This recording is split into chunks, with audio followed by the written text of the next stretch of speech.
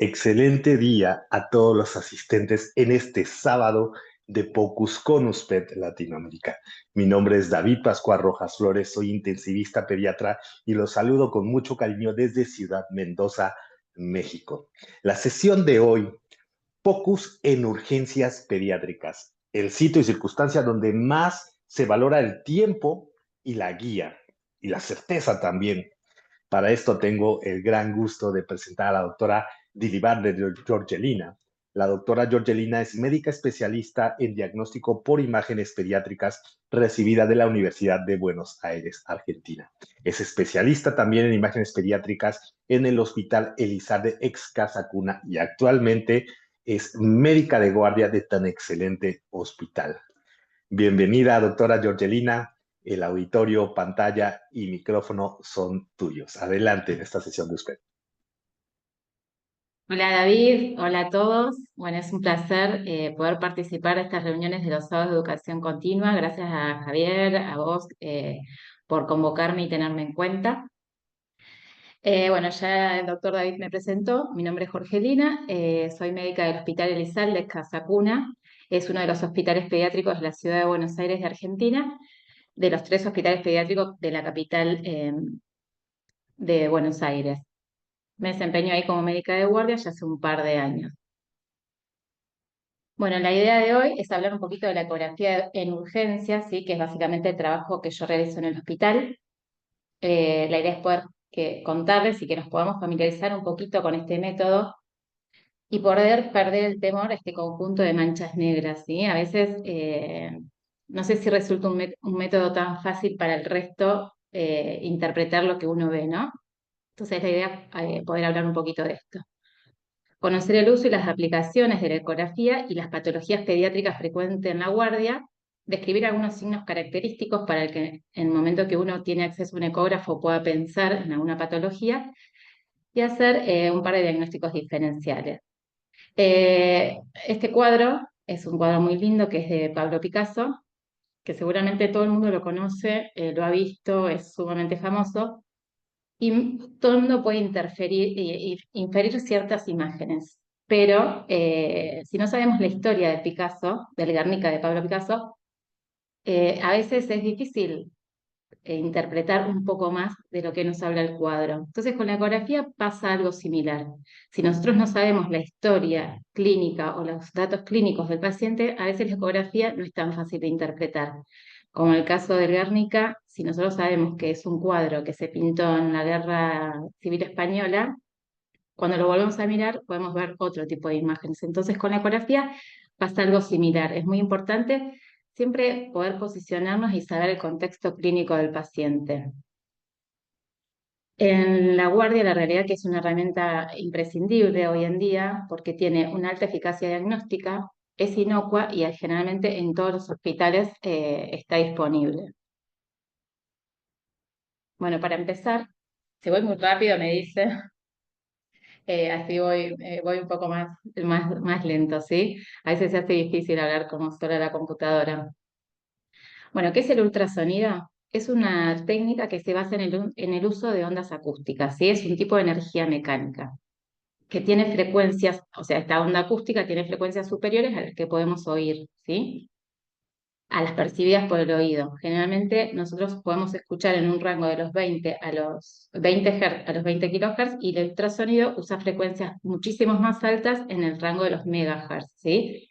En medicina se empezaron a usar en 1940 y hay que tener presente, o sea, acá hay en este esquema, a ver si puedo poner esto para señalar. ¿Se ve la flechita? Sí se ve el puntero. Ahí está, ahí. Como podemos ver, también es el sistema que usan los buques, ¿sí? Para comunicarse, estas ondas de ultrasonido, donde se va a emitir una señal sonora. Esta señal sonora necesita un medio para propagarse, va a interactuar con las distintas estructuras que recorran el camino y va a devolver un eco, que eso va a ser sensado por el transductor. Bueno, como pasa en este caso en los sonidos de los buques y para la comunicación, lo mismo, algo similar pasa con la ecografía. Entonces, La realidad que me pareció que estaba bueno contarle un poco la generalidad de lo que es la ecografía. Quizás muchos ya hacen ecografía y lo saben, pero bueno, me pareció que estaba bueno por lo menos contarles la parte básica de cómo se forma la imagen, ¿sí? Nosotros lo que tenemos es un equipo, ¿sí? El ecógrafo, que está formado por un monitor, una unidad de procesamiento y una sonda, ¿sí? En la unidad de procesamiento va a haber un generador de estas ondas sonoras, que lo que van a hacer es enviar la onda. Esta va a pasar por medio del transductor, como vemos acá en esta imagen. Es el emisor del sonido. En el extremo distal del transductor hay unos cristales muy finitos que van a vibrar con esta energía que recibe y van a generar la onda de ultrasonido. Esto se va a propagar en el medio, va a interactuar con los distintos tejidos y va a rebotar. Y el transductor va a recibir este rebote de los ecos por este mismo fenómeno piezoeléctrico. Esos cristalcitos se mueven, transforma otra vez en energía mecánica, es recibida por la unidad de procesamiento y por un software específico se transforma en una imagen en blanco y negro. Más o menos así funciona todo el circuito de la emisión del sonido y la recepción. El transductor es tanto emisor como receptor de este sonido. Es muy importante tener en cuenta que no se puede usar el ultrasonido para evaluar todos los tipos de estructuras, ¿sí? El medio ideal para que este sonido se propague es el líquido, ¿sí? Entonces, siempre nosotros cuando viene una ecografía, siempre le pedimos el ayuno, le pedimos que tome líquido, porque es el medio ideal para transmitir estas ondas. El gas no es un buen, al tener baja densidad, no es un buen transmisor de sonido, entonces nos interfiere bastante para ver la imagen y lo mismo que pasa con los tejidos sólidos, como por ejemplo el hueso. Rebota muy rápido el eco, entonces no nos genera ninguna imagen y no nos permite ver más allá de esa estructura sólida. Entonces siempre tener en cuenta que cuanto más líquido tiene el cuerpo, más líquido tiene la estructura, es más fácil para visualizarla. ¿Vamos bien hasta ahí? ¿Voy muy rápido o está bien? No, más excelente, Jorgelina, sí. Perfecto. Bueno, ¿qué tipos de transductores contamos para poder evaluar en pediatría las distintas estructuras? Básicamente usamos el convex o el microconvex, que son de la misma familia. Son transductores curvos que tienen baja frecuencia y que tienen una buena profundidad para evaluar las estructuras profundas, ¿sí? Y después también un gran aliado nuestro es el lineal. A veces el cuerpo, por ejemplo, a los bebés, al ser chiquitito, si bien tiene poca profundidad para, para evaluar los tejidos, al ser el bebé chiquito, nos permite hacer bastantes exploraciones con el transductor lineal.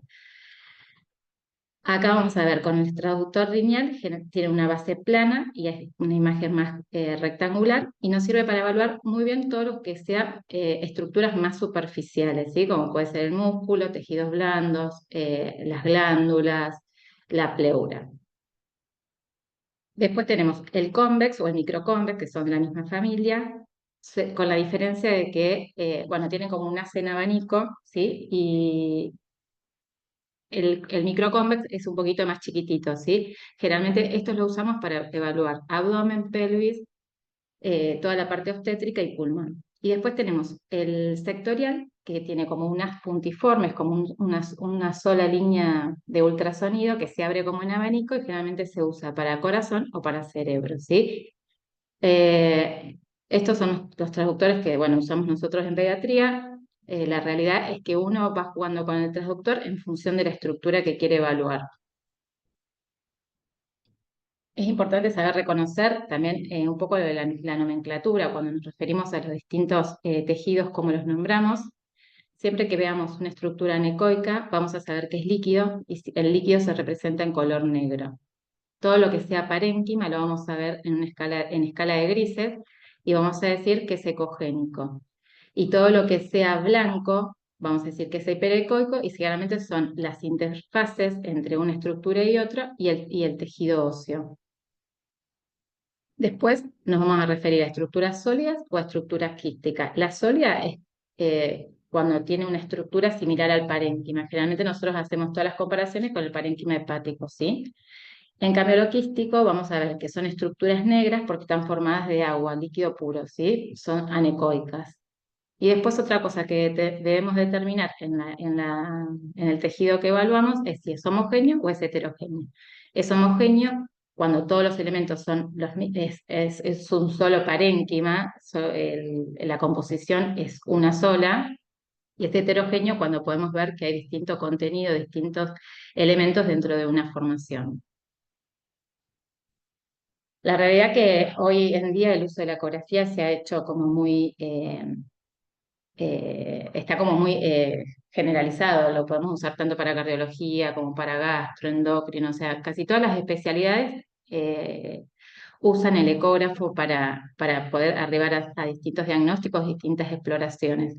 Y en pediatría tenemos la ventaja que los nenes tienen una mayor proporción de agua y menor tejido adiposo, con lo cual podemos evaluar casi todo el cuerpo de los chicos, ¿sí? Además tiene cartílagos, entonces nos permite tener un abordaje muy amplio de distintas estructuras. La realidad que se usa para casi todo en pediatría, para todo lo que es abdominal, renal, partes blandas, el aparato locomotor, las caderas, todo lo que sea el aparato genital femenino, masculino, el sistema nervioso. La verdad que es una muy buena técnica para implementar en pediatría. Siempre hay que tener en cuenta que es un método útil siempre y cuando nos permita tomar una conducta, si no, no serviría de nada. Las ventajas que tiene es que no utiliza radiación ionizante, dijimos que eran ondas mecánicas, no usa radiación, o sea que es inocua para el chico, no es dolorosa, no es invasivo, no requiere anestesia, podemos evaluarlo en tiempo real, tiene un muy buen poder de resolución en el orden de los milímetros, y además contamos con el Doppler que nos permite evaluar la presencia o ausencia de flujo sin tener que usar ningún tipo de contraste. Es de bajo costo, se puede repetir las veces que necesitemos porque es inocua, pero sí tiene algunas desventajas, como por ejemplo cuando hay mucha presencia de gas o cuando hay muchas estructuras óseas, no nos permite hacer un buen abordaje o una buena exploración. Y también es operador dependiente. Siempre está bueno que la persona que lo use esté entrenado. Bueno, eso fue más o menos un poco presentarles cómo es el ecógrafo, cuál es la nomenclatura y los usos que tenemos y el amplio uso en pediatría. Ahora la idea es contarle un poquito de la patología de urgencia y el uso de la ecografía en la urgencia, ¿sí? Hay muchas urgencias abdominales que se resuelven en pediatría por ecografía, también algunas urgencias a nivel del tórax y obviamente el ECOFAS, que ya ustedes esto lo tienen como mucho más incorporado. Bueno, en cuanto a las urgencias abdominales, siempre es importante hacer la diferenciación entre lo que es un dolor abdominal y lo que es es un abdomen agudo, ¿sí? Esto nos ayuda un montón en el momento de plantearnos opciones diagnósticas y diagnósticos diferenciales. El dolor abdominal generalmente es un dolor difuso que tiene varios días de evolución, a veces de una semana, un mes de evolución, y que generalmente se acompaña de algunos síntomas o signos clínicos, pero que no comprometen el estado general del paciente. En cambio, el abdomen agudo, sí, es un dolor intenso, que aparece súbitamente, que tiene una evolución muy corta, 24 a 48 horas, y que generalmente genera un compromiso del estado del paciente, del estado general del paciente. Siempre es muy importante, bueno, los que tenemos formación pediátrica es como que nos sale automáticamente, es como llega el paciente y uno hace un interrogatorio de pie a cabeza y rápidamente empieza a manejar opciones diagnósticas porque, bueno, conoce la parte pediátrica. Quizás el que hace ecografía solo y no tiene formación pediátrica, a veces es más difícil. Pero siempre tengan en cuenta que hay que interrogar y preguntarle a los papás sobre los síntomas que acompañan, ¿sí? La fiebre, si tiene o no tiene vómitos, cómo son los vómitos, si tiene síntomas respiratorios, síntomas miccionales. En caso de las nenas, la fecha de última menstruación, si tienen inicio de relaciones sexuales los adolescentes, porque todo eso nos puede ayudar a orientarnos a un mejor diagnóstico. Tengan en cuenta que en la urgencia la ecografía es un método sumamente útil porque nos permite acercarnos a los diagnósticos, a un diagnóstico y además nos permite definir si un paciente amerita o no tener una conducta quirúrgica y cuán urgente puede ser esta conducta quirúrgica.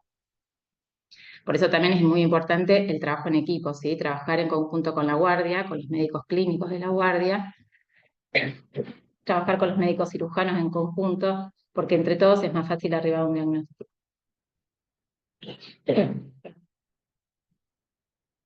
Dentro de la patología que no merita una conducta quirúrgica, es la más frecuente de guardia, ¿sí? Donde los pacientes refieren dolores inespecíficos, leves, generalmente son periumbilicales, y es la que más se consulta por guardia clínica, ¿sí?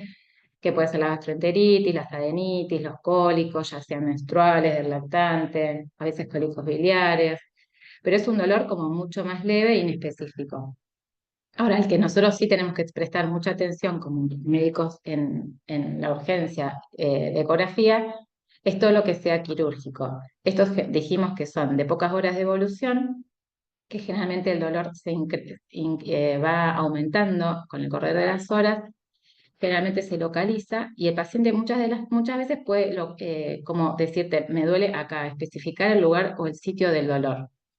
Tener en cuenta que también la edad del paciente es un punto de quiebre en los diagnósticos, ¿sí? Los menores de 2 años, generalmente el diagnóstico principal de dolor de abdomen agudo es la marginación intestinal. A veces los bebés más chiquititos el vólvulo, que ahora vamos a hablar igual un poquito de estas patologías, y en la edad preescolar o escolar, o en los nenes más grandes, a la cabeza la apendicitis siempre es un clásico de la guardia, en los nenes adolescentes la torsión de testículo y después, sí, la patología quirúrgica, la patología renal o la pancreática también es algo frecuente de guardia.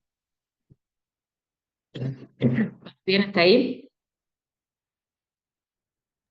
Excelente, con el recordatorio de las patologías por edades también es muy importante tenerlo en cuenta. Genial. Continuamos, Georgina, vas Sí, excelente. la realidad es que en la guardia o sea, es muy importante la clínica porque nos ayuda un montón a orientarnos en los diagnósticos. También está bueno, bueno, no solo la parte clínica que nos ayude a orientarnos en los diagnósticos, sino conocer la anatomía del abdomen, ¿sí? ¿Se acuerdan que cuando estudiábamos anatomía dividíamos el abdomen siempre en cuadrantes? Bueno, realmente acá es muy útil, no solo para ser metódico en la exploración, sino también para saber qué hay en cada cuadrante. Entonces, si le duele el hipocondrio derecho, yo ya sé en qué patologías tengo que pensar. Si le duele el hipogastrio, yo ya sé en qué patologías tengo que pensar. Entonces, como ir sumando datos para poder arribar al diagnóstico. En el hemiabdomen derecho, las patologías más frecuentes es la patología de la vía biliar, la imaginación intestinal, todo lo que comprometa la parte renal, la patología ginecológica y en celíaca la apendicitis. Todo lo que es hipocondrio izquierdo, tenemos vaso, riñón, entonces podemos tener torsiones esplénicas, podemos tener también compromiso renal, patología testicular y ginecológica. En epigastrio, generalmente vamos a tener compromiso del páncreas, en mesogastrio, obstrucciones intestinales y en hipogastrio también patologías ginecológicas o urinarias. En cuanto a la técnica, entiendo que la mayoría somos pediatras, o sea, pediatras o nos especializamos en cosas pediátricas. Entonces sabemos que con el nene no es tan fácil, muchas veces tienen miedo, no se quieren acostar. Entonces hay que ser pacientes, hay que explicarle, hay que mostrar a los traductores, hay que dejarlos que toquen, que experimenten, ¿sí? Una vez que logramos que el paciente esté tranquilo y relajado, vamos a hacer la exploración y es como les contaba recién en la diapositiva anterior, uno tiene que ser muy metódico, ¿sí? Evaluar todas las estructuras, independientemente que venga con una orden que diga que le duele, no sé, la fosa ilíaca. Siempre hay que evaluar y explorar todo el abdomen, ¿sí? No sesgarse con el diagnóstico. Yo ahí les puse un cuadrito, si alguien tiene acceso a estar con el ecógrafo y tiene posibilidad de ir explorando las panzas de los nenes, es como esa modo de recordatorio de todas las estructuras que tenemos que ver, ¿sí? Y algo que es muy importante siempre, explorarlo e ir comprimiendo el abdomen de forma gradual, ¿sí? Si uno va y apoya directamente el traductor, ya el chico le duele, le molesta, no quiere colaborar, entonces a veces nos dificulta la exploración. Siempre es como, la idea es ir haciendo una compresión gradual para ir eliminando el gas, para ir corriendo el líquido y para poder tratar de acercarnos a la estructura que al paciente le molesta, pero sin generarle un mayor dolor o una mayor molestia que nos impida seguir con el estudio. Eh, en esta imagen de acá, la idea es que siempre evaluamos el abdomen total, ¿sí? Ya sea tanto en longitudinal, si vamos de lado a lado, de arriba a abajo y también en oblicuo.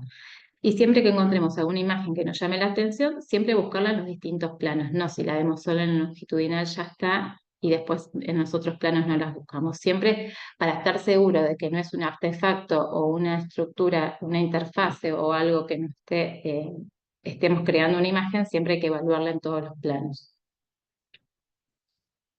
Bueno, la patología por excelencia y frecuencia en la guardia es la apendicitis, ¿sí? La mayoría, o sea, no hay una guardia que no haya apendicitis. Bueno, como todos sabemos, el apéndice es una estructura tubular que se encuentra en el ciego. Tiene muchas posiciones, eso también es importante recordarlo, porque no siempre está en el lugar que uno espera encontrarlo. Muchas veces puede ser retrocecal, subcecal, pélvica, entonces hay que buscarlo. El apéndice normal, este es una estructura de una pared intestinal normal, donde vamos a ver que tenemos una capa, tenemos la luz, la mucosa, la muscular de la mucosa y la submucosa, y vamos a ver cómo esta estructura tubular finita, con una pared menor a 3 milímetros y un diámetro menor a 6 milímetros. Generalmente está se posiciona por delante de los vasos ilíacos, estos son los vasos ilíacos, esto es una exploración en un corte transversal a nivel de la fosa ilíaca derecha, y generalmente aparece como un choricito ahí arriba de los vasos, como descansando sobre los vasos, ¿sí? ¿Qué pasa cuando este apéndice se inflama? Generalmente se obstruye, ya sea por un fecalito, por materia fecal, por algo que genera la obstrucción de la luz, se empieza a inflamar, que lo vamos a sacar. O sea, es evolutivo, por eso hay que prestar atención también, que a veces en el momento agudo no vemos nada, pero con la evolución sí empieza a aparecer el apéndice inflamado, ¿sí? Entonces, se ocupa la luz, se inflama, todo este líquido, este contenido dentro de el apéndice se infecta y esto puede llevar a la perforación del apéndice. Todos estos estadios evolutivos ecográficamente se pueden ver. La realidad que al cirujano lo único que le interesa es que le digamos es si tiene el apéndice inflamado o no, o tiene una apendicitis complicada, ¿sí? Por ahí no es necesario que seamos tan detallistas en lo que vemos, pero muchas veces ecográficamente podemos ver los distintos cambios. Entonces, ¿cómo vamos a hacer el diagnóstico ecográfico de la apendicitis? Dijimos que nos vamos a posicionar en los vasos ilíacos y de ahí, yo lo que siempre le digo a los chicos en el HOSPI es, piensen en el transductor como una linterna, ¿sí? Nosotros vamos a mover el transductor para arriba y para abajo tratando de alumbrar lo que nosotros queremos buscar, ¿sí?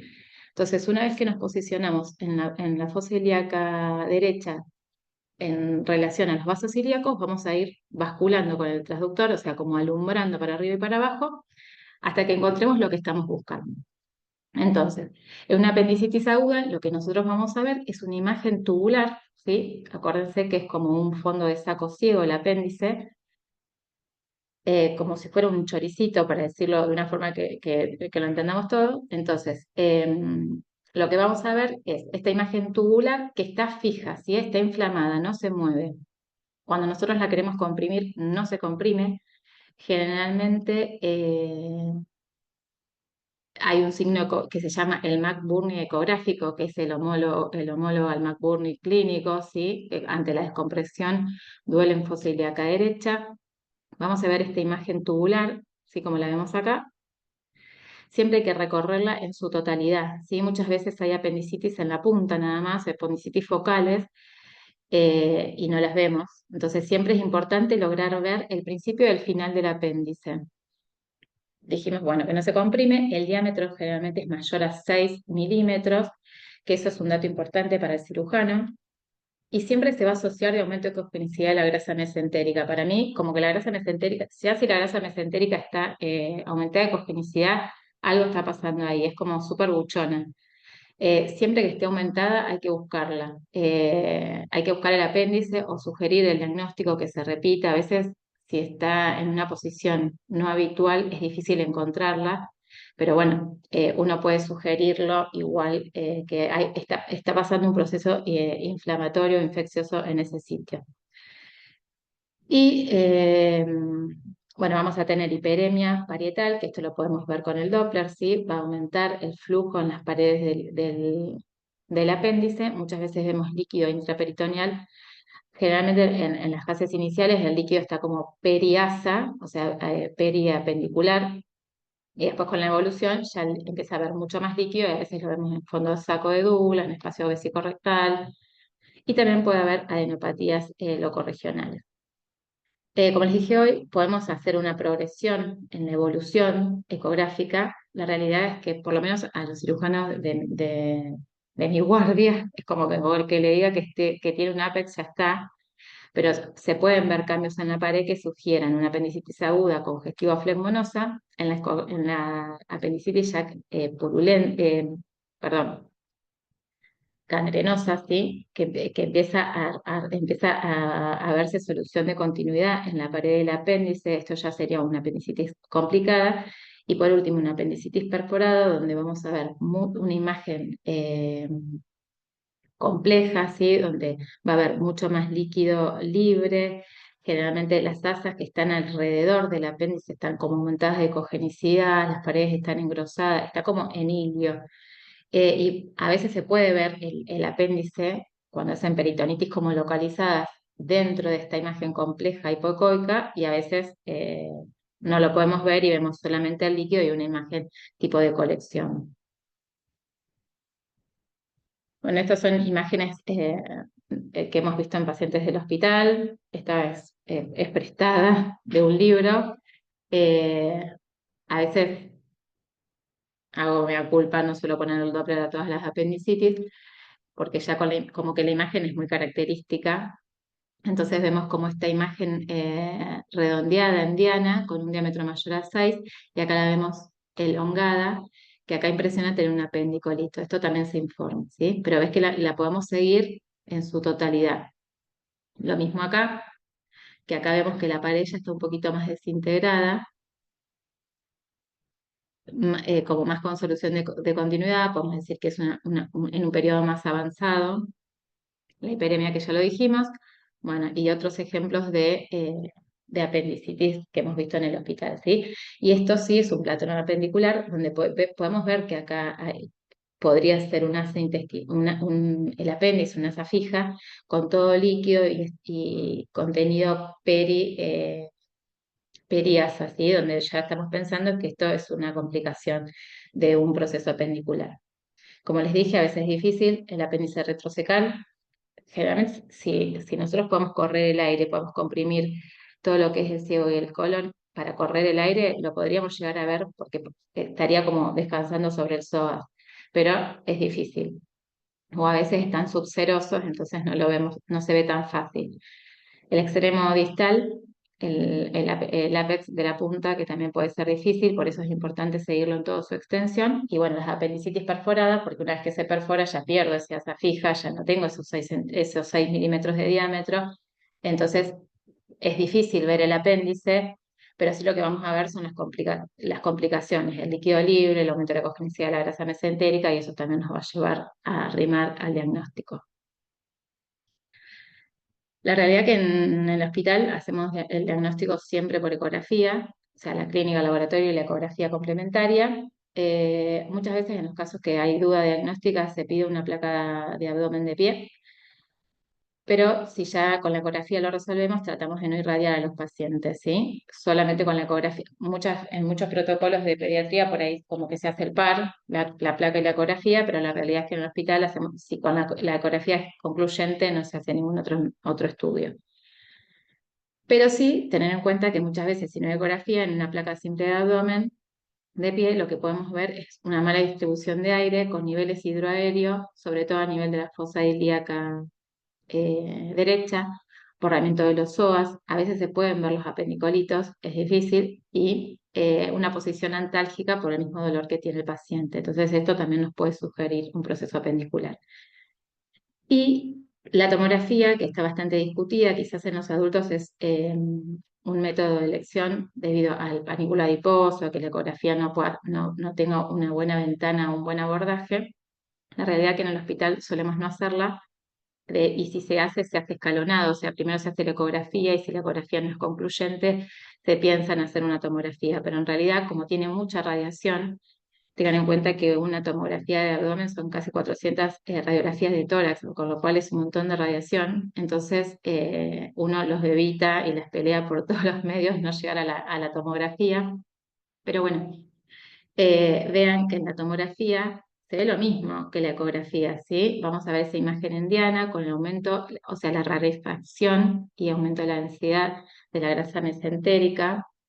Podemos ver el apendicolito, ¿sí? Pero la imagen no cambia, lo que nuestra limitante quizás es el acceder a una buena ventana eh, para la ecografía, ¿sí? Por ahí nenes con sobrepeso, nenes obesos, que se nos dificulta con la ecografía, bueno, se puede planear una tomografía, pero lo ideal es siempre tratar de resolverlo con ecografía para no irradiar al paciente. Los criterios diagnósticos son muy parecidos, el diámetro es mayor a 7, la presencia del apendicolito, el realce de la mucosa, las adenopatías, la reticulación de la grasa y la presencia de líquido libre. O sea, evaluamos lo mismo. Si ya tenemos el diagnóstico de apendicitis por ecografía, no hay que hacer la tomografía, claro está, pero bueno, sepan que a veces puede pasar que no lo podamos resolver por eco y se tenga que hacer la tomo.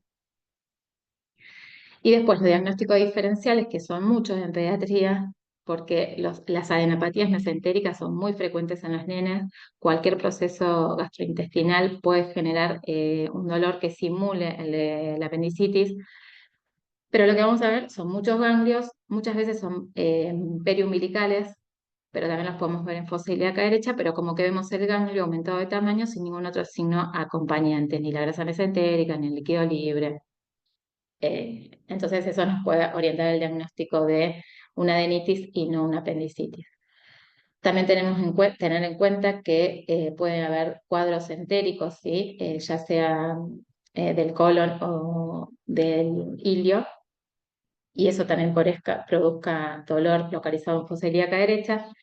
Pero algo importante a tener en cuenta acá también es que uno tiene que seguir ese ASA, ¿sí? Si nosotros vemos que este aumento de la cogenicidad, este aumento del espesor de la pared se continúa con todo el resto del intestino, uno dice, bueno, está teniendo una ileitis y no es una apendicitis.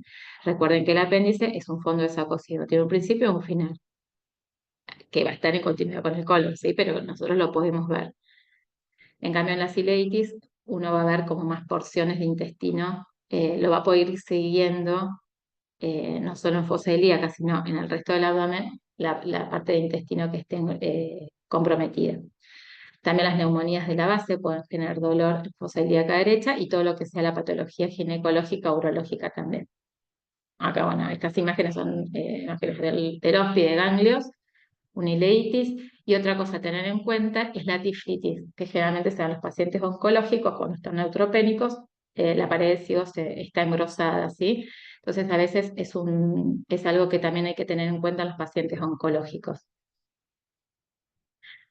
Bueno, ya hablamos de la apendicitis, que es como la estrella de la guardia. Otra de las patologías frecuentes por guardia son las colecistitis. Me tomo un poquito de agua, voy muy rápido. Eh, Antes era como muy frecuente en los adultos las colicistitis litiásicas, pero la realidad es que en el último tiempo estamos viendo muchas colicistitis litiásicas en los pacientes pediátricos, sobre todo por la mala alimentación y el sobrepeso, ¿sí? Lo que vamos a ver en las colicistitis por guardia es que la vesícula va a estar... eh, vale, vamos de vuelta. La vesícula normal, en estas dos fotitos vemos la vesícula normal. Fíjense. Nosotros siempre pedimos que tengan ayunados, a veces que estén ayunados, a veces en la guardia no ven ayunados, pero como están con vómitos, tampoco están ingiriendo nada y a veces logramos ver bien la vesícula. Pero lo que tenemos que ver es que la vesícula es un saquito negro porque tiene agua y tiene una parecita hiperecoica, blanquita, ¿sí? Que se dibuja como a punta de lápiz, o sea, nosotros la vemos bien definida. Cuando esta pared está comprometida, cuando hay un proceso inflamatorio infeccioso de la pared, ¿sí? Una colecistitis, lo que nosotros vamos a ver es que esta pared va a estar engrosada, como ven acá, ¿sí? Y puede haber un halo hipocoico que tenga por la presencia de edema. Cuando nosotros vemos esta imagen hiperecoica blanca con sombra, ya sabemos que la causa es litiásica y nada, hay que esperarla. Pero muchas veces, sobre todo en los pacientes internados por tiempo prolongado, en ayunos o sépticos, ¿sí? Tenemos esta misma imagen de colecistitis, de que la pared está engrosada, con este halo hipocoico de edema, pero sin imágenes litiásicas. Entonces, en terapia intensiva, por ejemplo, es muy frecuente ver este tipo de vesículas sin ninguna imagen en su interior litiásica. Se llaman colecistitis alitiásica, ¿sí? Y una vez que recuperan su estado de salud, que resuelven su cuadro infeccioso o su, no sé, la insuficiencia hepática, la insuficiencia cardíaca, la vesícula vuelve a su ecoestructura normal, ¿sí? Entonces, en estos pacientes nosotros lo que vamos a ver es el grosor de la pared, que vamos a decir que es patológica cuando es más de 2 milímetros, si tiene o no presencia de litiasis, de lito. A veces son vesículas que están grandes, están hidrópicas, ¿sí? Que tienen mucho volumen.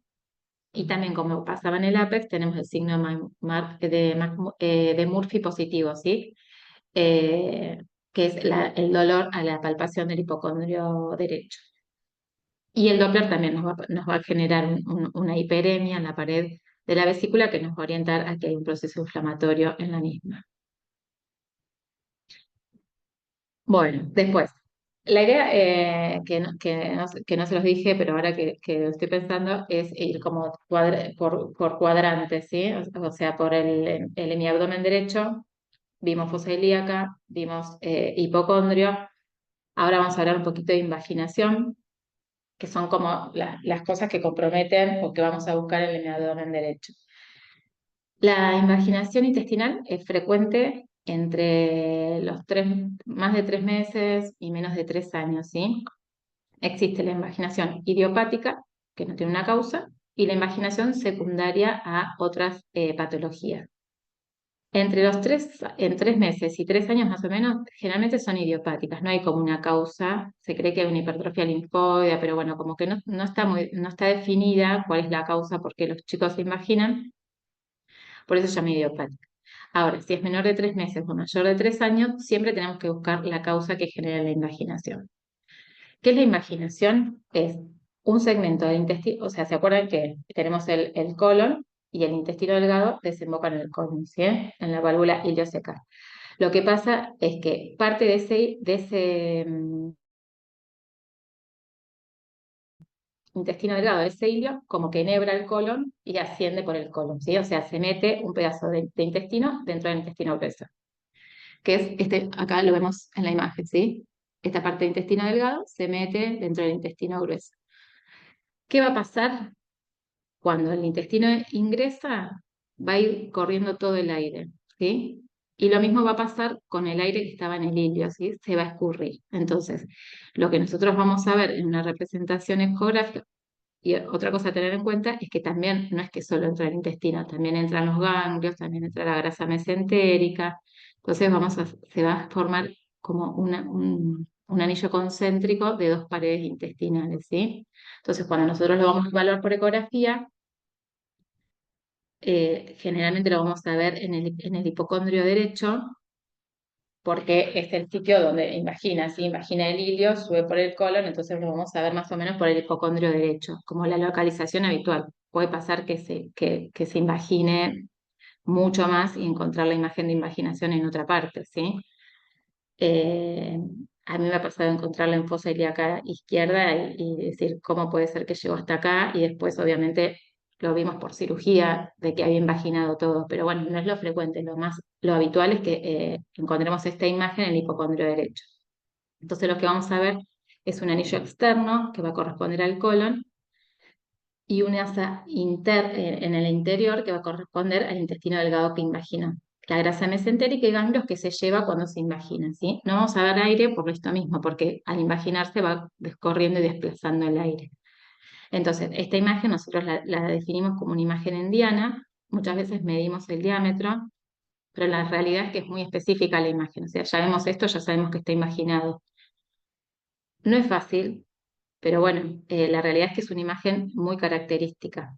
Y cuando la ponemos en el plano longitudinal, vamos a ver esta imagen en pseudo riñón. Esta es una imagen de la literatura porque la que tenía propia no se veía tan clara lo que quería mostrar. Cuando lo vemos en el corte longitudinal, vemos esta imagen en pseudo riñón, que hablan los libros, ¿sí? Que es como si fuera un sanguchito. Vemos la pared del colon, vemos la grasita o el epiplón y el otro asa intestinal en el medio, ¿sí? Eso es como ya es fidedigno de que está imaginado. Y algo que tenemos que tener presente nosotros por guardia es evaluar la vascularización de esta pared, ¿sí? Entonces, que vamos a usar el Doppler como herramienta para ver si estas paredes del intestino, ya sea de colon o intestino delgado, está bien perfundida, porque eso cambia la conducta quirúrgica. Siempre que haya vascularización y que estas paredes estén bien perfundidas, se puede intentar una desinvaginación neumática, ¿sí? Lo que se hace es pasar aire por el colon, por el recto, para poder desinvaginar el intestino. Ahora, si nosotros vemos que hay sufrimiento de la pared intestinal o de la pared colónica, que lo tenemos que informar, generalmente estos pacientes eh, van a ir a una cirugía, ¿sí? No se va a hacer una desimaginación neumática. Entonces es muy importante que nosotros informemos esto en el momento de dar nuestro diagnóstico. A veces se puede también sospechar por la placa. Muchas veces estos nenes cuando la invaginación es muy aguda, no tiene muchos síntomas por ahí. Entonces son abdómenes difíciles porque por ahí no tenés como una sospecha diagnóstica alta. Obviamente con el correr y la evolución de las horas va a ser más doloroso, se va a palpar una masa, entonces va a ser mucho más fácil y quizás llegue primero a la ecografía. Pero si no, lo que vamos a ver por ahí, si estos pacientes tienen primero una placa antes que una ecografía, lo que vamos a ver es que va a haber una mala distribución de aire. Vamos a ver la ausencia de aire en todo lo que es flanco derecho, por esto mismo, ¿sí? Porque el asa va corriendo el aire y desplazándolo. Entonces eso nos puede hacer sospechar y orientarnos hacia una invaginación intestinal. Bueno, ahora pasamos a epigastrio, ¿sí? Nos vamos corriendo al centro del abdomen. La realidad es que acá, si bien es una patología que generalmente evaluamos por guardia, no es tan común de verlo en el momento agudo, ¿sí? Generalmente el diagnóstico de la pancreatitis es clínica y de laboratorio y quizás en los estadios iniciales la ecografía es normal. Sí, la vamos a pensar y lo vamos a evaluar si tiene antecedentes de litiasis, obviamente lo vamos a sospechar y por ahí ya vemos algún cambio en el tamaño del páncreas y si no, ante algún traumatismo cerrado que nos haga sospechar una lesión pancreática. Nosotros lo que hacemos, bueno, este es el páncreas. Esto es un corte transversal del abdomen, ¿sí? Acá vamos a tener la columna, vamos a tener la aorta, los vasos, y el páncreas está así como acostadito por arriba de la columna. Esta es la cabeza, este es el cuerpo y esta es la cola del páncreas. Para esto nosotros tenemos medidas específicas, ¿sí? Esto es una tablita que lo puse acá a modo recordatorio para si alguien en un momento ve un páncreas y le da duda.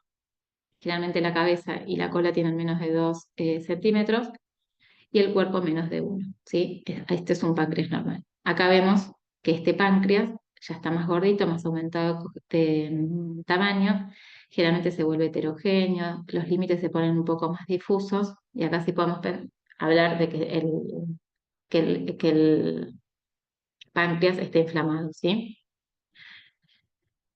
Esto quizás no en el agudo, sino en el subagudo, y después la principal complicación de una pancreatitis, que es quizás donde la ecografía tiene mayor uso, es en los pseudoquistes pancreáticos, ¿sí? Donde se forma una colección peripancreática que definimos que va a ser un pseudoquiste pancreático con la evolución, cuando esta imagen cuando el páncreas se inflama, como no tiene una cápsula, como todo el líquido se extiende rápidamente, ¿sí? Entonces, cuando vemos que esta colección persiste en el lugar, persiste en el tiempo, hablamos de un pseudoquiste pancreático. Y acá la ecografía es útil para poder realizar una punción y evacuar este quiste. Ahora nos vamos el abdomen izquierdo, torsión esténica. Es sumamente infrecuente, pero a veces puede pasar. Por eso es muy importante la clínica. ¿sí? Y el orientarnos en la anatomía del paciente, ¿sí? Es muy infrecuente, generalmente hay una laxitud de los ligamentos gastroesplénico y espleno-renal, que son muy laxos, entonces permite que el vaso se mueva y se rote sobre su eje. Eh, este es un pacientito que tuvimos en el hospital, que le habían hecho una placa y que la realidad es que había una mala distribución de aire, llamaba la atención este aumento de la densidad o radioopacidad en todo lo que era el flanco izquierdo. Cuando le hacemos la ecografía, veíamos que en el flanco izquierdo más central e inferior estaba esta imagen heterogénea y que no encontrábamos el vaso. Finalmente fue un vaso que estaba torsionado. Entonces, lo que vamos a ver es una masa heterogénea que al Doppler no va a presentar vascularización, generalmente se acompaña de líquido libre, loco regional, ¿sí? Eh, y esto es una urgencia porque obviamente necesitamos que este vaso lo distorsionen para que vuelva a recuperar su vascularización. Generalmente son nenes muy sintomáticos, con un dolor muy intenso, tienen vómitos, ¿sí? El paciente está con un compromiso del estado general bastante importante. Bueno, acá vamos al centro abdominal, ¿sí? El vólvulo intestino medio, la verdad que no sé si he tenido la suerte de verlo por guardia. Generalmente son nenes muy chiquititos los que tienen este tipo de patología y es una complicación de una malrotación intestinal. Los bebés malrotados generalmente tienen episodios de vómitos persistentes, entonces se hace el diagnóstico de la malrotación intestinal en edades muy tempranas, entonces por ahí no vemos mucho la complicación del vólvulo intestino medio por guardia, ¿sí? O nenes muy grandes. Y el diagnóstico de la malrotación intestinal se hace por medio de una serie de esófago, un tránsito intestinal, ¿sí? Lo que se hace es pasarle contraste bioral y ver cómo está bioral. Sí, vía oral o por un colon por enema, y lo que vamos a ver es cómo está posicionado el intestino, ¿sí? Entonces, no es frecuente que lo veamos por guardia, pero lo que vamos a ver cuando cuando lo sospechamos, si tenemos la suerte de que nos toque la guardia, es una masa centroabdominal, ¿sí? Que es muy parecida a la de es muy parecida a la de la invaginación, ¿sí? Donde vemos todo el intestino enroscado sobre un eje vascular, ¿sí? Y que genera, cuando le ponemos el Doppler, todo ese eje vascular tiene un signo como del remolino que es bien característico, ¿sí? Lo que sí hay que tener presente que por ahí es difícil de verlo porque los vasos en los nenes son sumamente chiquititos y a veces tenés que tener una alta sospecha diagnóstica para buscarlo, es la inversión de los vasos mesentéricos, ¿sí? Generalmente está la aorta y la arteria mesentérica por encima de la aorta y la vena a la derecha, y esta relación se invierte y ahí podemos sospechar que hay una mal rotación. Pero la realidad es que no es una patología muy frecuente de la guardia, pero sepan que puede pasar, y lo que vamos a ver es esta masa centroabdominal. Y bueno, en la placa lo mismo, podemos ver esta mala distribución aérea porque todo el intestino giró, entonces está como un aumento de la densidad centroabdominal por este intestino que está en ilio. Bueno, ahora pasamos a los flancos. En los flancos que tenemos los riñones, la realidad es que las hidronefrosis en pediatría son muy frecuentes, generalmente son congénitas y uno las sigue durante mucho tiempo. eh, Porque siempre se está controlando para ver si esto genera o no algún daño al parénquima, pero también pueden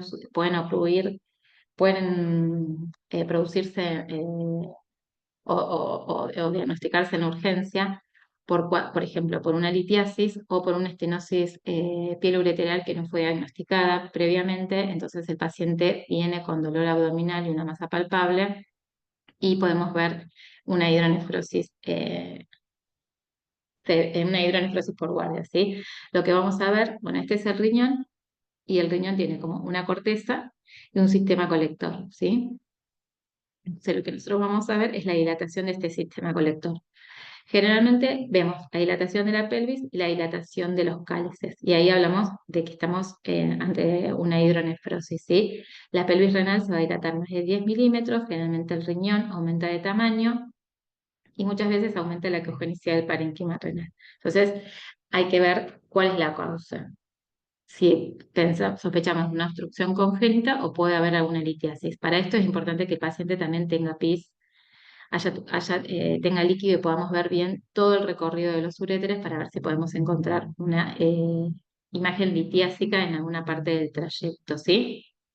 Este es un corte longitudinal donde vemos todos los cálices dilatados y este es un corte transversal donde vemos el riñón como en en una fetita, vemos los cálices dilatados y vemos la pelvis.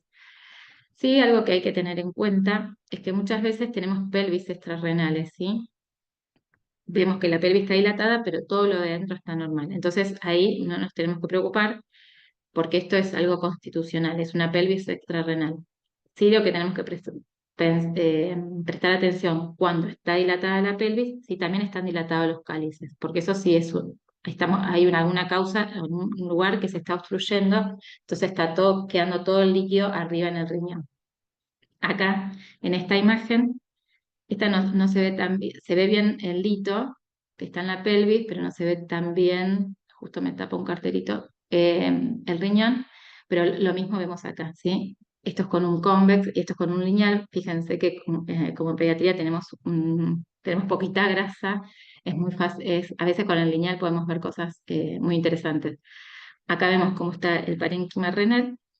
Estos son los cálices que están dilatados, ¿sí? Y acá vemos el lito que está como enclavado en la pelvis. Este nene estaba bien, lo venimos controlando, el lito está siempre ahí, pero bueno, en algún momento se puede enclavar y puede generar una hidronefrosis severa. Otra de las causas que comprometen los riñones pueden ser las pielonefritis agudas, no suele ser lo más habitual, ¿sí? Las infecciones urinarias en la clínica, en pediatría, son como sumamente frecuentes, pero es muy raro que tenga una complicación eh, o que tenga una pielonefritis aguda por guardia, ¿sí? Pero bueno, lo que tenemos que pensar en una pielonefritis aguda es, bueno, tiene que tener el antecedente, obviamente, la infección urinaria, y cuando vamos a hacer la exploración del riñón, esto es un corte longitudinal del riñón, lo vemos de polo a polo, vamos a ver que en la corteza renal va a haber una alteración de la estructura, ¿sí? De la corteza. Generalmente nosotros vemos la corteza, vemos las pirámides, y de repente hay una zona focal desorganizada. Entonces ahí tenemos que pensar que está pasando algo. Generalmente el riñón está aumentado de tamaño, va a haber esta pérdida de diferenciación córtico-medular, podemos ver esta lesión localizada y si nosotros le ponemos el Doppler, esa zona comprometida donde hay un proceso infeccioso no va a estar vascularizada. Entonces eso nos hace pensar en que puede haber una pielonefritis aguda. Y en los estadios más avanzados, en las complicaciones de una pielonefritis aguda, ya podemos ver una masa más compleja, heterogénea, hipocoica, donde vamos a sospechar de un absceso renal. Bueno, y ahora seguimos bajando en el abdomen y vamos a la fosa ilíaca o hipogastrio, eh, la patología más frecuente. En las nenas, a la cabeza la torsión de ovario, ¿sí? La realidad que suele ser una patología frecuente en la guardia, suelen ser muy sintomáticas. Las chicas vienen muertas de dolor, ¿sí? Con vómitos, con náuseas. La realidad es que es como bastante florido el cuadro clínico. Y lo que nosotros vamos a, siempre es sumamente importante que logremos que las pacientes tengan un poquito de orina o que las hidraten en la guardia, que le pasen un poquito de suero para poder represionar la vejiga, porque eso nos permite tener una mejor ventana y poder evaluar todo lo que son las regiones anexiales. Pero bueno, a veces en el contexto clínico cuesta, pero lo que nosotros vamos a ver, si tenemos la suerte de que esa paciente llegue bien preparada con un poco de líquido, es que el ovario que está comprometido va a estar aumentado de tamaño, heterogéneo, va a haber aumento de la congenicidad de los tejidos adyacentes, va a haber líquido libre también, y muchas veces va a haber lesiones que actúen como cabeza de torsión, ¿sí? O sea, pueden ser pacientes que tengan un quiste simple, un quiste hemorrágico o una lesión tumoral, que eso genera peso en el ovario y hace que se tuerza. Entonces, lo que podemos ver es o un ovario que esté aumentado de tamaño y que tenga todos los folículos, que no es este, yo lo estoy señalando como si fuera este, pero no es este puntualmente, que tenga como una coronita de perlas, o sea, vamos a ver una imagen redondeada con todos folículos en la periferia, ¿sí? Eso es porque al disminuir el flujo del ovario, todos estos folículos, o sea, se edematiza todo lo que es el centro del ovario y los folículos se ponen como en la periferia, como un collar de perlas, ¿sí? Lo más habitual es ver esto, que tiene una lesión predisponente para que se tuerza. En este caso era un quiste hemorrágico, fue una nena del hospital, que nosotros lo que veíamos era todo el ovario aumentado de tamaño. Acá era muy difícil determinar qué estructura era qué estructura. Obviamente ahora sabemos lo que fue en el postquirúrgico, pero nosotros veíamos todo el ovario aumentado con esta imagen que suponíamos que podía ser un quiste hemorrágico. Eh, no veíamos flujo Doppler, pero acá el Doppler en el ovario no es tan fidedigno porque tiene doble circulación, entonces no es como en el ovario, como en el testículo, perdón. Y veíamos como una masa compleja en todos los planos, ¿sí? Entonces, en el postquirúrgico era el ovario que estaba torsionado y la trompa que acompañaba. Que también es frecuente que no solo se torsione el ovario, sino también que se torsione la trompa. Entonces, es muy importante en la torsión de ovario es medir los volúmenes, ¿sí? Porque a veces está aumentado hasta 4 o 5 veces en relación al contralateral. Entonces, siempre buscar los dos ovarios para comparar. Estas son causas que nos pueden desencadenar la torsión de ovario, pero también pueden generar dolores agudos en las nenas, ¿sí? Quizás no es tan intenso, o sea, no va a ser nunca tan intenso como la torsión de ovario, pero sí muchas nenas consultan por dolor en hipogastrio y la causa son estos quistes, ¿sí? El quiste simple, como es líquido, siempre lo vamos a ver negro, va a tener una pared bien definida, son generalmente miden más de 30 milímetros. Nosotros siempre decimos que menor a 30 milímetros son folículos dominantes, ¿sí? Que son propios de todos los ciclos menstruales de todas las nenas. Más de 30 ya lo informamos como un quiste simple. Y va a tener esta pared bien finita y perecoica, a veces pueden tener vesículas hijas en su interior, y el contenido es anecoico, es líquido. En cambio, los quistes hemorrágicos ya son estructuras que también van a ser mayor a 30 milímetros y va a tener todo como un contenido en su interior heterogéneo, que a veces se llaman red de pesca, que lo que me dice es que hay contenido adentro que pueden ser detritus, restos sanguíneos, ¿sí?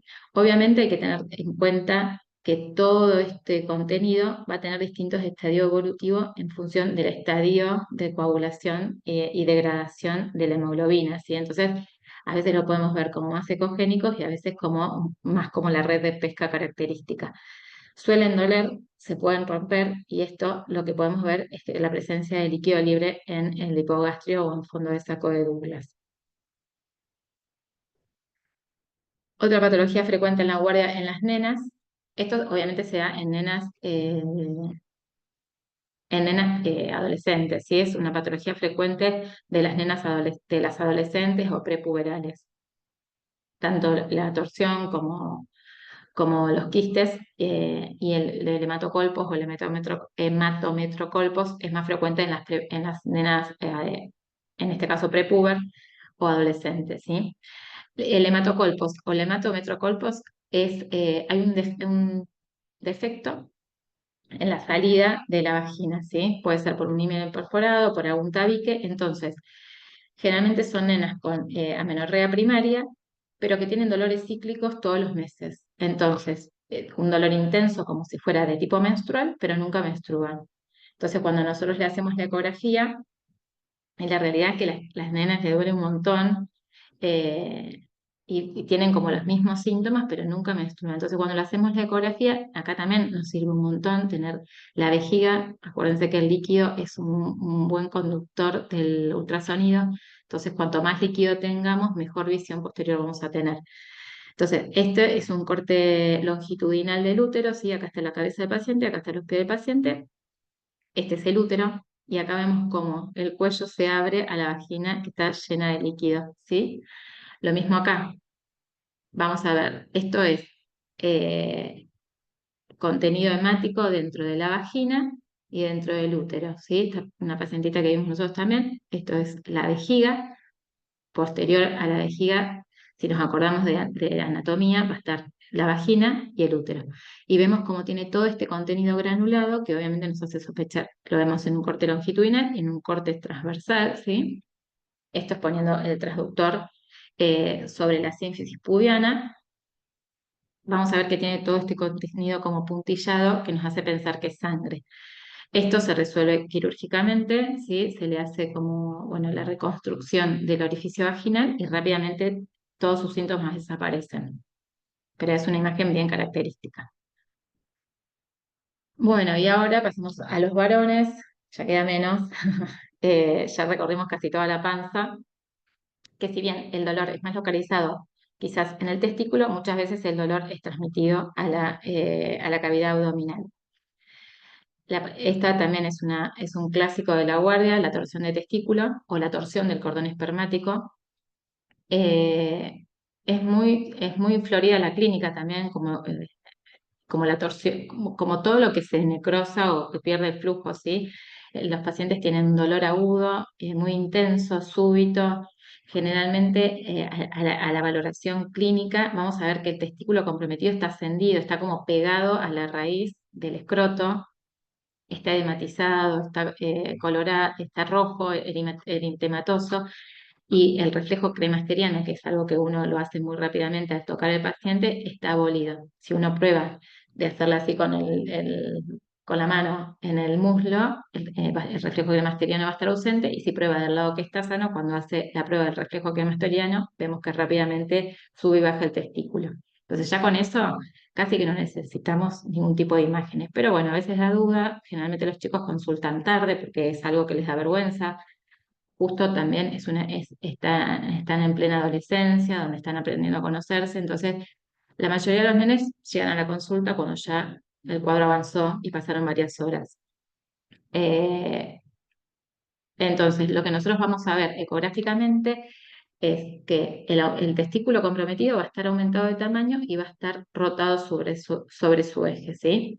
Nosotros cuando ponemos el transductor en un corte transversal, vamos a ver que el testículo tiene esta orientación, y el testículo que está, no, tendría que haber puesto alguna foto del normal, así les puedo explicar lo que les quería contar.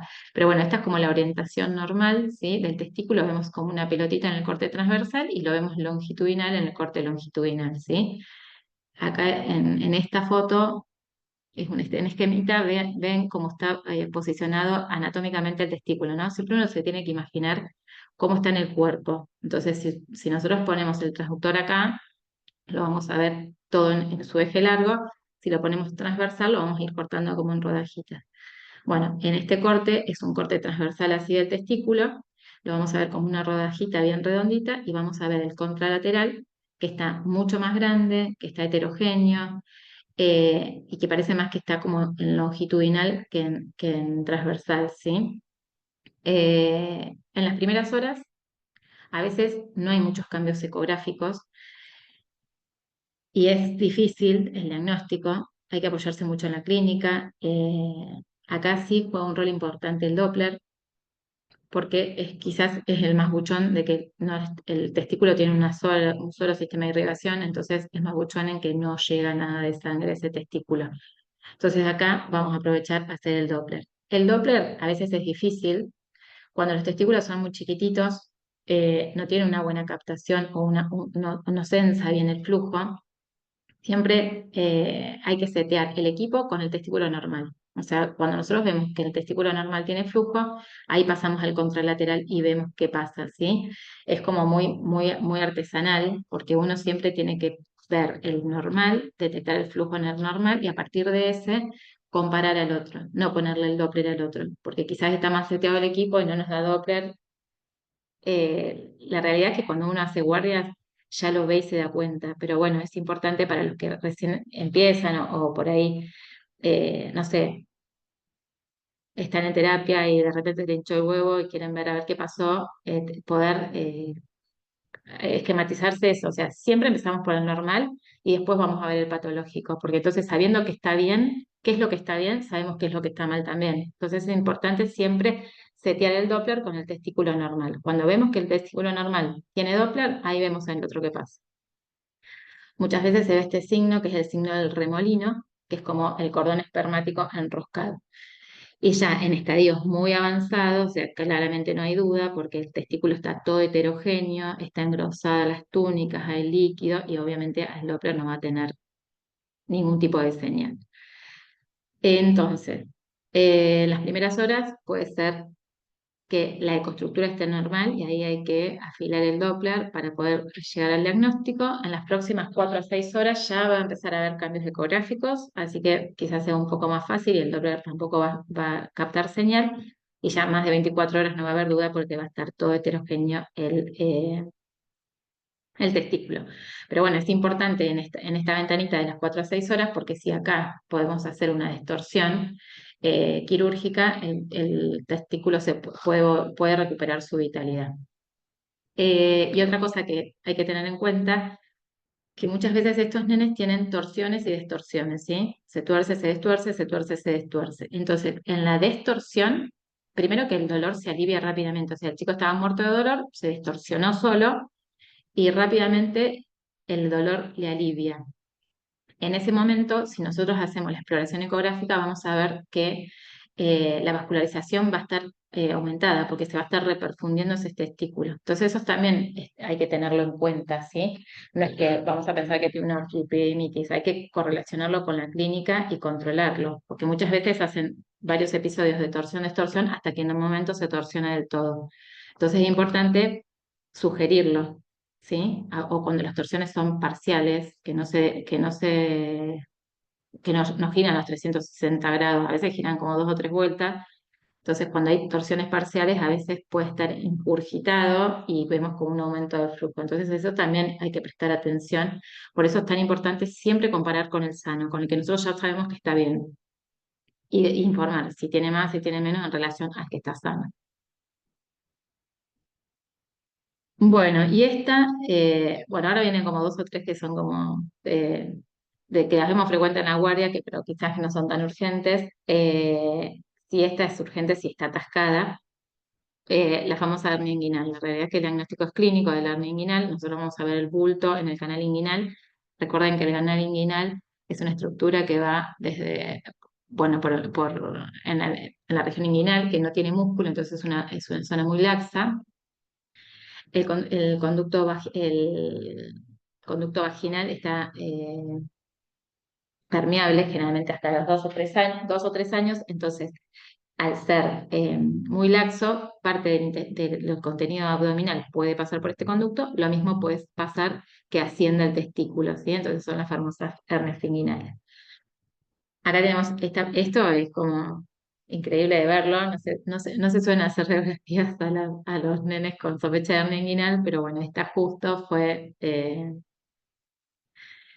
de guardia y fíjense cómo se ve que el intestino enhebra todo el conducto inguinal y llega al testículo, ¿sí? Por suerte este nene a la ecografía se constató que tenía asas intestinales en la bolsa escrotal y que estaban viables y rápidamente se hizo la corrección de la hernia y no pasó a mayores, pero también puede haber signos de oclusión, ¿sí? Entonces, siempre que tengamos signos de oclusión, siempre mirar los testículos, porque puede ser una de las causas, sobre todo en los varones, de hernia inguinal.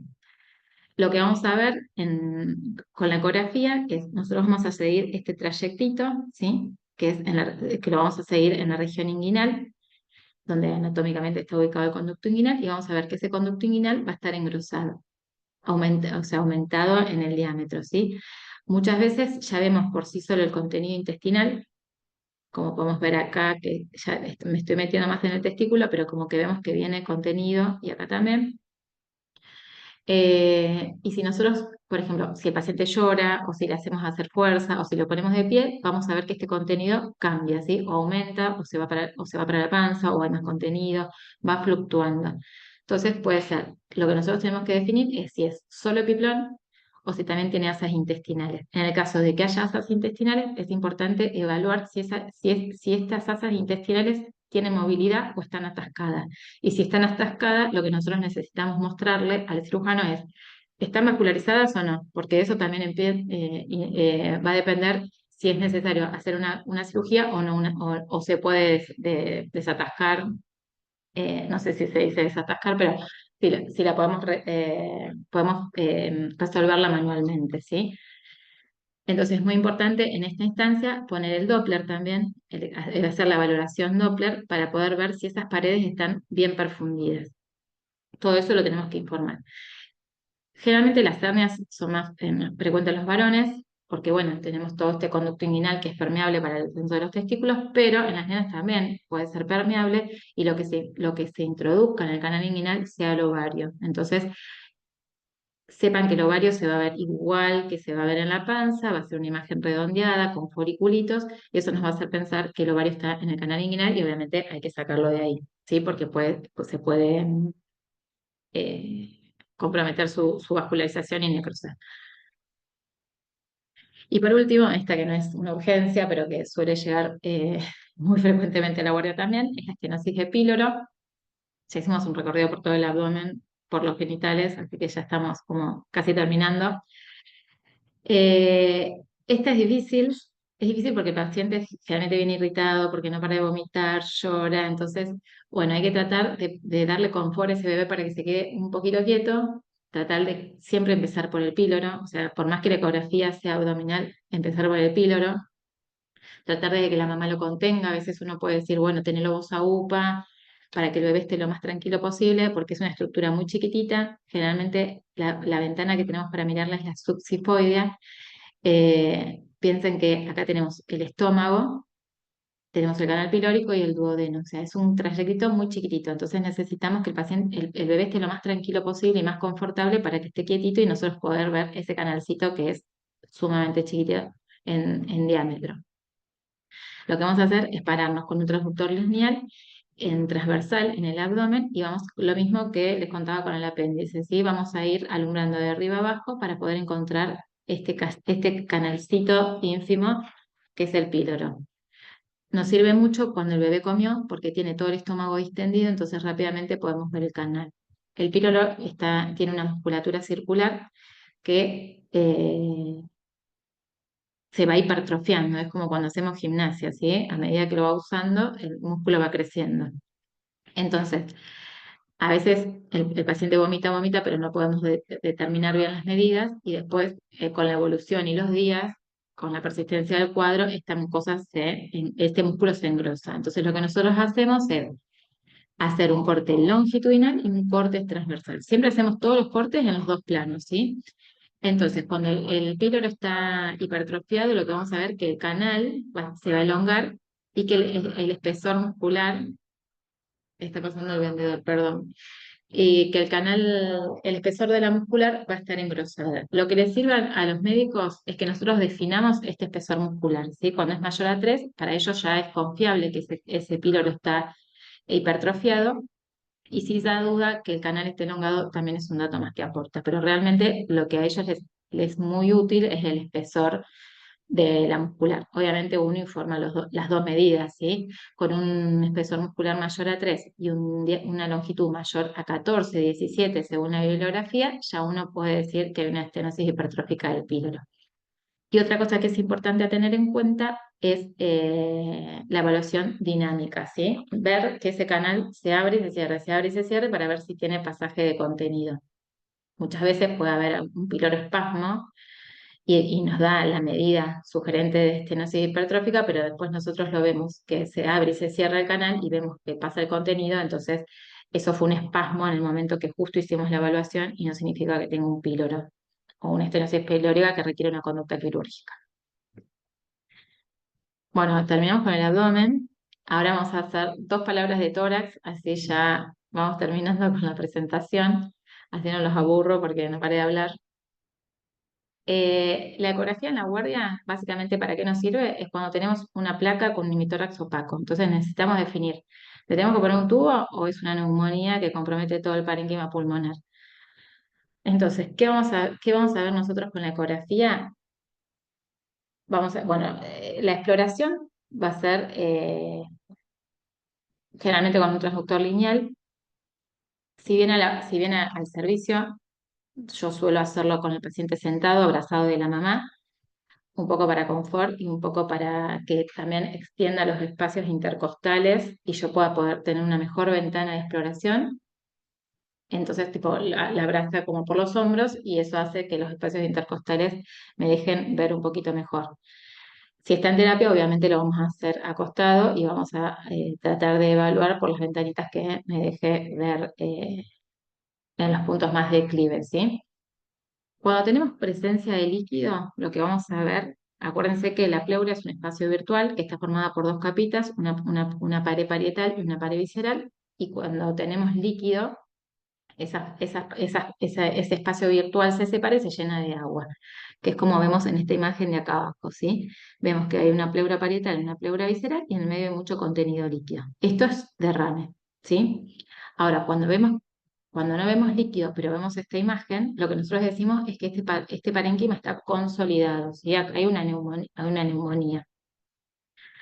Entonces, nos cambia un montón en la urgencia, la ecografía en este sentido, ¿sí? Porque este va a recibir un tratamiento antibiótico y este quizás necesite la colocación de un tubo. Entonces, cuando vamos a ver la consolidación, vamos a ver que generalmente, acá le tendría que haber puesto una del pulmón aireado para que vean la diferencia, pero bueno, yo creo que la mayoría de pulmón saben un montón. Eh, Siempre se ve como las líneas de aire, bueno, qué pena, no sé cómo explicárselos. Siempre se ve como como si fuera, vemos las dos costillas y como todo un interlineado, ¿sí? Que es el aire que nos hace como un artefacto. Cuando el pulmón está colapsado, ¿sí? O está comprometido, o que está consolidado, vamos a ver esta imagen, ¿sí? Que se parece a la del hígado. Entonces, siempre hay que buscar el punto, el límite, ¿sí? Decir, bueno, hasta acá es hígado, acá tengo el diafragma y todo esto es consolidación. ¿Sí? Uno tiene que hacer el ejercicio de seguir todas las estructuras para ver si me estoy confundiendo y estoy viendo un hígado o realmente todo ese pulmón está consolidado. Entonces siempre hay que seguirlo. Obviamente también la excursión es distinta, pero bueno, un hígado o vaso, ¿no? Uno tiene que hacer ese ejercicio de ver las dos estructuras juntas. Y lo que vamos a ver en ese parénquima consolidado son todas esas imágenes hiperecoicas puntiformes que lo que me está diciendo es que hay aire atrapado ahí por esa consolidación, que se llama sonobroncograma aéreo, ¿sí? Que son como todos estos bronquios con aire en el interior. Entonces, fíjense que es muy importante acá la ecografía porque nos permite definir una conducta ya por la guardia.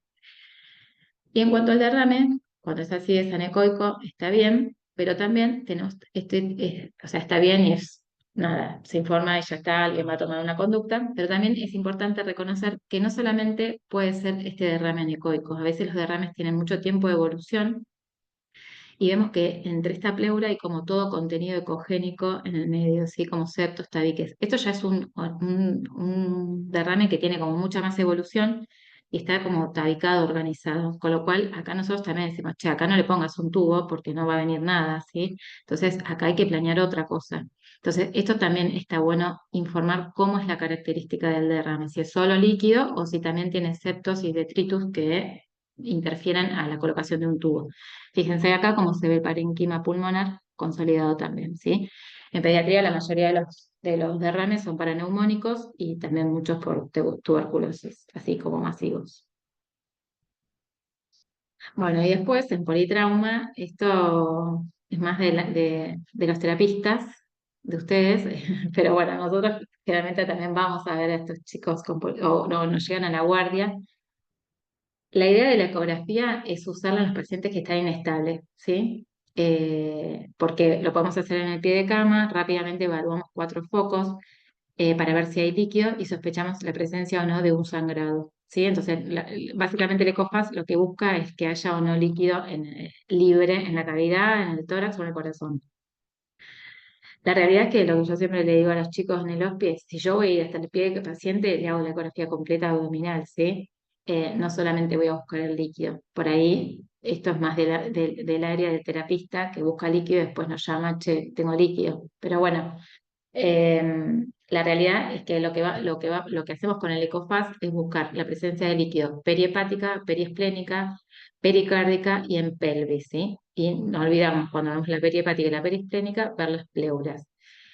Que la ecografía inicialmente sea negativa no descarta que haya líquido. Quizás la laceración es muy chiquitita y está como goteando, goteando, goteando y en la evolución aparece el líquido. Entonces, siempre que digamos que no hay líquido no significa que no lo tengamos que seguir. La clínica, obviamente, y el laboratorio, si hay caída de hematocrito o lo que sea, es necesario repetirlo, ¿sí? O planear otro estudio. Obviamente, si acá a este cuadrito, si el paciente está inestable, yo le hago un ECOFAST y tengo líquido, obviamente vamos a ir a hacer una laparoscopía exploradora. Ahora, si no tiene líquido, bueno, podemos programar la tomografía. Y si el paciente está estable, le hago la ecografía y tiene líquido, podemos programar una tomografía. Y si es negativo, la podemos evaluar en función de la clínica del laboratorio y ahí planear si lo mantenemos expectante y lo observamos con la ecografía o planeamos una tomografía. Estas son las 4 ventanas que se deberían evaluar, que es más o menos lo que hablamos recién. La subsifoidea o pericárdica, la perihepática, que vamos a evaluar la presencia de líquido en el Morrison, que es como el espacio que está entre el hígado y el riñón. La periesplénica, que es como el homólogo al hígado, pero del lado izquierdo. Y después la pélvica, ¿sí? La ventana pélvica. En la pelvis siempre vamos a ver vejiga. No encontré una foto mejor o más representativa de mucho líquido en el fondo del saco en espacio vesículo rectal, pero ven acá, tenemos la vejiga y por detrás hay otro poco de líquido, ¿sí? Acá. Eh, Ahí vamos a buscar el líquido en la ventana pélvica. Y estos son ejemplos de líquido pericárdico, ¿sí? Vean cómo se forma este halo alrededor del corazón, lo mismo en el pulmón, acá vemos también. Fíjense que este contenido es más particulado, entonces si tuvo un traumatismo y yo veo este contenido así como finamente heterogéneo, digo, uche, acá puede ser que esté sangrando. Acá también, esta es una de la bibliografía porque quizás vemos un montón de asitis, pero uno no guarda tantas fotos porque parece como algo quizás eh, más fácil. Entonces, esta la saqué de la bibliografía. Estas también. eh, Acá lo que vamos a ver, perdón, me adelanté la foto, es que vamos a ver mucho líquido y vamos a ver como las asas intestinales, cuando es asitis, vamos a ver como las asas intestinales flotando dentro de ese líquido, como todas dispersas, ¿sí? Y acá también parece ser un poquito de líquido particulado. Lo mismo que en este, vemos líquido particulado y acá ya vemos un líquido un poquito más anecoico. Pero básicamente lo que hacemos con el ECOFAST es buscar la presencia de líquido, ¿sí? Para ver si en algún punto este paciente está sangrando. Esto es a modo de ejemplo de algo que nos pasó en el hospital, entonces como que está bueno quizás cuando uno ve una panza llena de líquido pensar en otras opciones y no solamente que tiene una citis. Eh, Como les mostré recién, esto era líquido libre en la cavidad abdominal, donde vemos que todo el líquido como que se va metiendo entre las asas intestinales, ¿sí? Este paciente, sin embargo, tenía mucho líquido, pero lo que nosotros veíamos era que todo el intestino estaba como proyectado a posterior, ¿sí? Como que había algo que empujaba las asas. Bueno, esto era una malformación linfática, ¿sí? No era líquido libre. Eh, o un quiste de Piplón, que es básicamente parecido a la malformación linfática, o los quistes de piplones pueden ser por malformaciones linfáticas. Pero fíjense lo importante de esto, ¿no? De que cuando el líquido está libre, como que va discurriendo entre las estructuras y va bañando como todas las estructuras y vemos como que todo flota. Cuando el líquido está contenido, todo, me desplaza todas las estructuras hacia atrás, ¿sí? Hacia atrás, hacia los costados. Entonces, es un dato como para tener presente que cuando vemos mucho líquido en la panza, poder determinar si está libre o está encapsulado. Bueno, hasta acá llegamos. Esas fueron como un repaso rápido de toda la patología de guardia. Para mí algo que es fundamental es el trabajo en equipo. Siempre hablen con sus colegas, pregunten, muéstrenle que vengan al servicio o, bueno, no sé, o vamos nosotros a su servicio. Pero es fundamental el trabajo en equipo, ¿sí? Y el aprendizaje es la experiencia, así que todo el resto es información, está todo en los libros, ahora hay que hacer y aprender de lo que uno ve. Qué bueno, nada, espero que les haya aportado datos interesantes la charla. La verdad que sí, doctora Georgelina, fue una manera excelente de ampliar todo el panorama que tienen nuestros pacientes pediátricos, desde el lactante, el escolar y la población adolescente. Como bien comentas, puede haber un retraso y todas las complicaciones que vengan. Sabemos de casos de esas apendicitis perforadas que llegan a terapia intensiva con choque séptico por el retraso del diagnóstico. Muchas felicidades, doctora Jorgelina. Tenemos felicitaciones, tenemos gente de Venezuela, México, Argentina, Perú, Honduras, Costa Rica, tuvimos nefrólogos pediatras, urgenciólogos de terapia intensiva y diagnóstico por imagen también en esta sesión. Y tenemos preguntas y eso siempre nos enriquece. Eh, al final se habló de torsión testicular y es un problema fundamental. Digo, soy hombre y sabemos que es una parte, pues obviamente que queremos preservar, ¿no? ¿Se puede usar el Doppler como gol estándar para el diagnóstico de torsión testicular? La realidad es que nos apoyamos en el testículo, nos apoyamos un montón en el Doppler. Sí, es verdad que a veces el volumen es muy chiquitito y dificulta el que el seteo nos permita ver precisamente el Doppler, ¿sí? Por ahí si el volumen es menor a 1 centímetro cúbico, es difícil setearlo. Pero también es real que las torsiones testiculares sean en N más grande cuando ya los volúmenes son más grandes, entonces no deberíamos tener mayor complicación con el Doppler. La realidad es que el Doppler para mí es fundamental en la torsión de testículo y teniendo en cuenta siempre esto, lo que les conté, siempre setearlo con el testículo sano. O sea, yo sé que este está bien, entonces seteo mi Doppler en base a este. Entonces, a partir de ahí digo, este no tiene menos, tiene más, pero siempre lo tenemos que hacer comparativo, ¿sí? La realidad es que a veces cuando los testículos son chiquititos, si uno no bien no va a pensar en la torsión testicular ahí, es difícil setearlo porque a veces es poco fidedigno el Doppler, pero la realidad es que también tenés otros signos que quizás te lo hagan sospechar. No sé si respondí, pero digo, también uno lo va haciendo con la experiencia, ¿sí? Para mí el Doppler es fundamental en la torsión de testículo, pero también tenemos limitantes como es el volumen, que a veces cuando son tan chiquititos te pone una complicación. Sin duda, hay que tener en cuenta también el contexto de las diferentes edades que tenemos y el tamaño que también va a influir. Claro. Tenemos una pregunta de Carlos Alá, que desde Venezuela usualmente nos acompaña en los sábados de Pocus. Carlos nos pregunta, ¿observa esteatosis pancreática con frecuencia? ¿Alguna clasificación que exista? No, generalmente no. Lo que nosotros vemos como mucha alteración en la cosmicidad del páncreas en los nenes con fibrosis quística quizás. Lo que sí vemos más es esteatosis hepática, pero quizás no lo vemos tanto en la urgencia, lo vemos más como en la consulta diaria del consultorio. Y sí nosotros tenemos como una clasificación en grado 1, grado 2, grado 3 en función de las estructuras que podemos ver. Pero eso es en cuanto a la hepática. En la pancreática la realidad que salvo pacientes con fibrosis quística, no vemos demasiadas alteraciones en la estructura del páncreas, a menos que sean lesiones puntuales. Ya, excelente. Destaco pensamientos y mensajes que mencionaste, el de piensa en el transductor como una linterna. Creo que es un mensaje muy importante para la gente que estamos aprendiendo, que estamos aprendiendo y nos orienta a cómo mover la sonda del ultrasonido. Una pregunta que nos hacen, Georgelina, es cómo diferenciar en el contexto de ultrasonido pulmonar, que es fundamental, cómo diferenciar atelectasia de consolidación, porque muchas veces podemos pensar, es una neumonía, es una telectasia, ¿cómo podemos darnos una orientación? No, ahí es difícil, porque nosotros con lo que vemos con la ecografía, primero que lo que vamos a ver es solamente la parte superficial.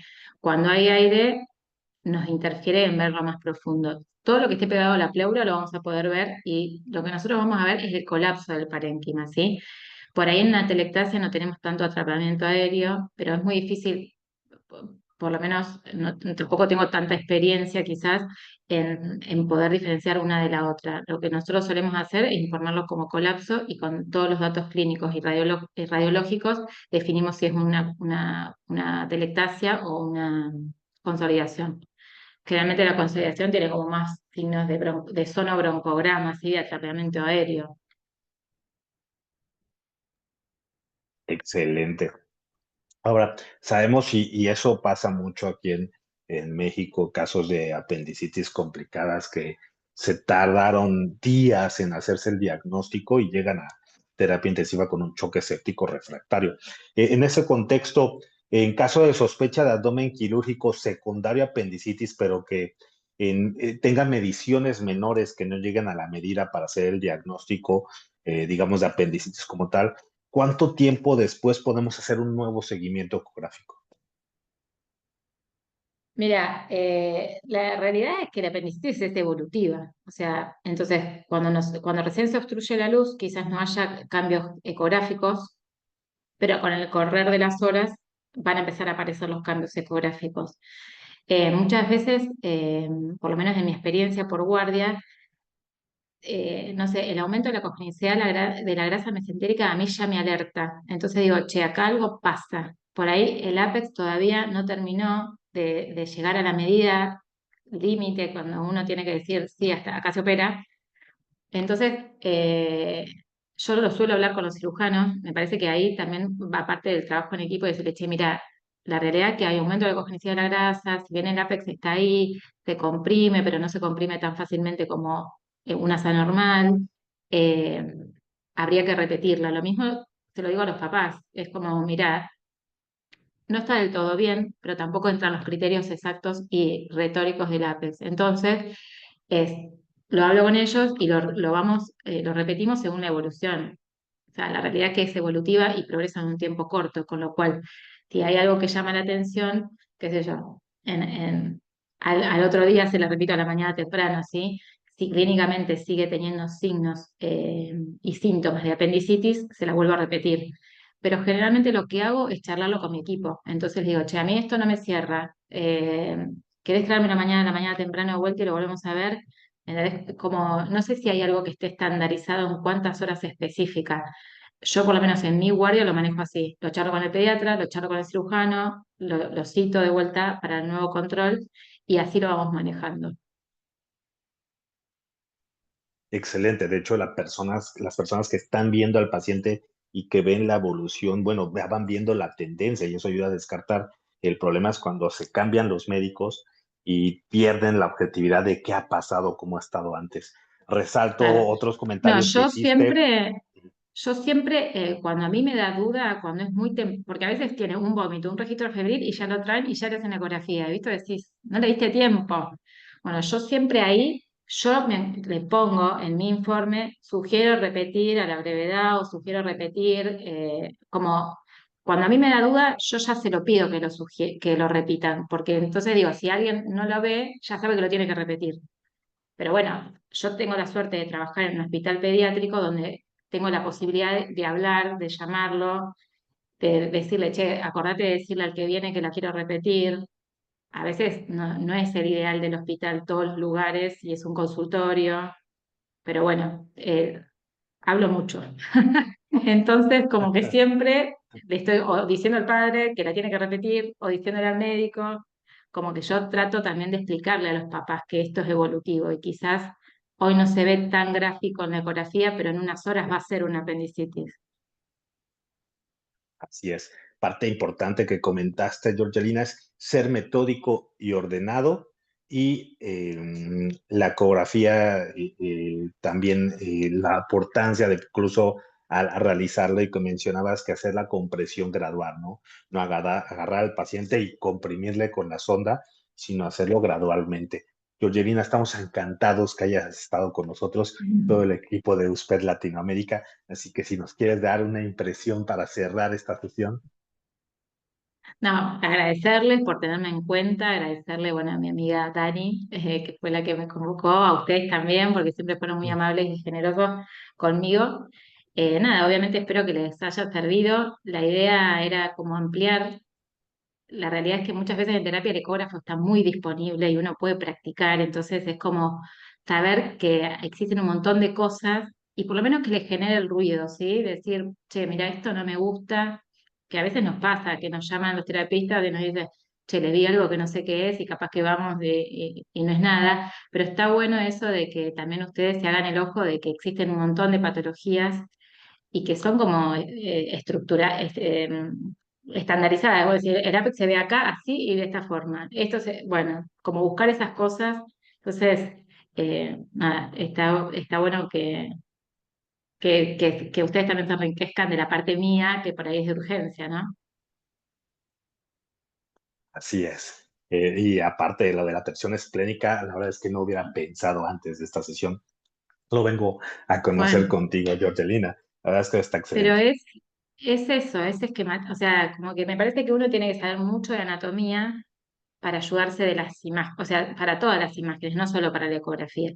Uno sabiendo la anatomía y sabiendo que está normal, rápido, yo me acuerdo con el paciente de la torsión esplénica, esas cosas, viste que cuando las cosas Dios te las pone en el camino.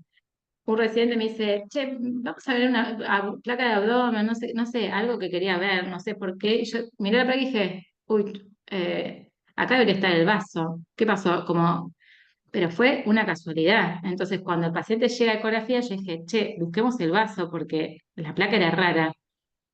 Y terminó siendo, pero son esas cosas que si uno conoce bien lo normal, cuando te falta algo, rápidamente te das cuenta que algo pasa. Entonces, Ah, para imágenes me parece que es fundamental saber mucho de anatomía. así es. Georgelina, no cabe duda que te volveremos a tener y te volveremos a invitar a usted para estos sábados. Nos encantó. Así que agradecemos a todo el auditorio. Esto fue un sábado de pocos con usted Latinoamérica. Muchas gracias por su asistencia. Bueno, Hasta luego. muchas gracias a ustedes también. Adiós, que tengan lindo sábado.